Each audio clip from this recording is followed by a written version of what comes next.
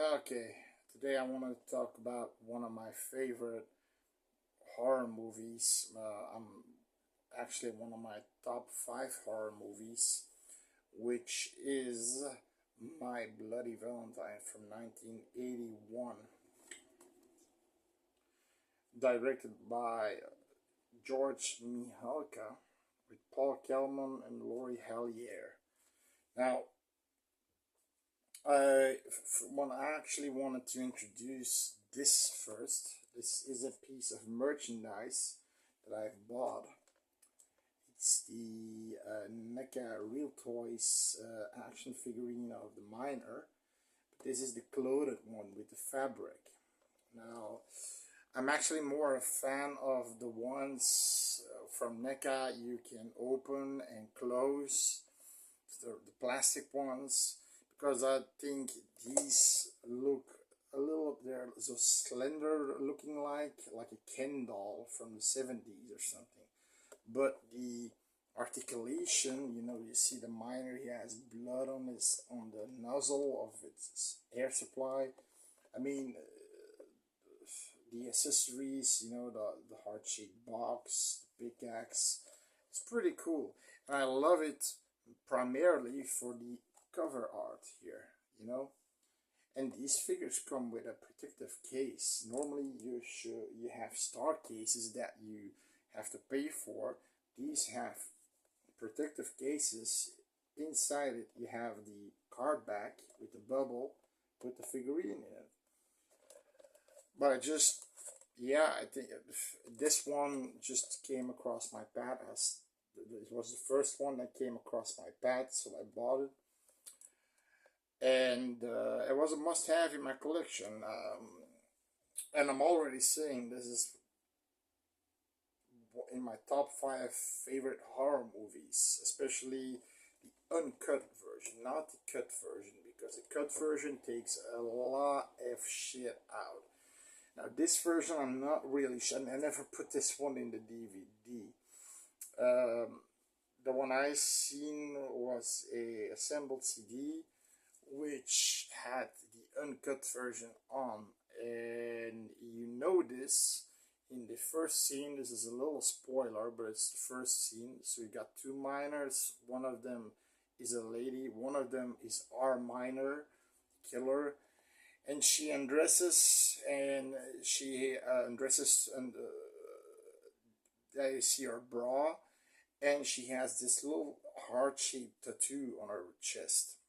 And the miner has a pickaxe, slams it in the wall, wants to make love with, maybe wants to make love with this lady, or probably wants to kill her, I'm not sure what his intentional idea was, but he sees the heart, he goes fucked up, and he takes the girl by the arms, and slams her into the pickaxe.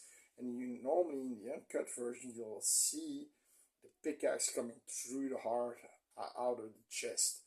Then you've got the uncut version. It's a little bit grainy looking, but it's still really clear. This one has it says includes never before seen deleted footage. I'm guessing it's been put in the movie. I hope so, because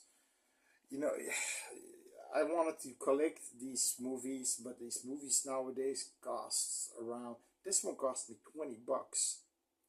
I mean, it's a DVD, so you would have found them in the garbage, the sales bin. But nowadays, these slasher movies, these DVDs and Blu-rays, they cost a lot of money, But it's just a great movie. It's one of those golden era slasher movies that are, that came out with Halloween 2, with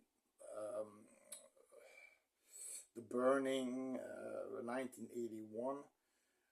And the characters are fun, blue collar characters. You can recognize what yourself with, because they go to the bar, they work, go to the bar, they drink beer, and it's obviously it's made in Canada, because I'm not sure if they're saying it's the US, but they go to a bar called I think the Cage, and they sell moose head beer or something.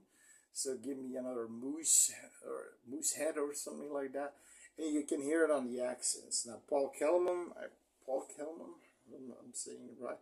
I think he's Irish. And you can hear it on his voice. You can hear it on his voice, but the accents make it fun. Yeah, you have a little bit of a love triangle going on, because you've got two main characters. You got TJ, it's Paul Kelman, and then you got Axel, which is his former best friend, and he's together with his ex, and he wants the ex back, and you've got this love triangle going on, and it's an interesting. It doesn't make the movie bad, but mostly for this movie, the reason why this movie is so good is the location, the mine, the killer, the miner looks really cool.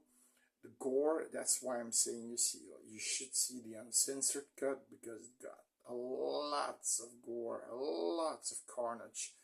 I mean, there are two kills. One kill in particular that takes about, if you see the cut version, the cut version, I think it takes minutes.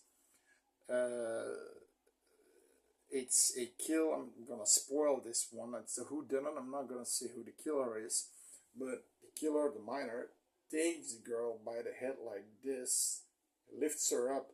But before he does that, she's running through it's the bathroom of the miners, and the miner clothes are hanging in the ceiling, and the clothes are falling down, and she's like, she's trying to go to there, she's the clothes falling down, and eventually a body falls down from a previous kill, and then the miner pops up, picks her up by the head like this, whoop, goes to the bathroom, bam, right in the nozzle of a shower, where the water comes out, and you see the nozzle sticking out and blood coming out, and she's hanging there.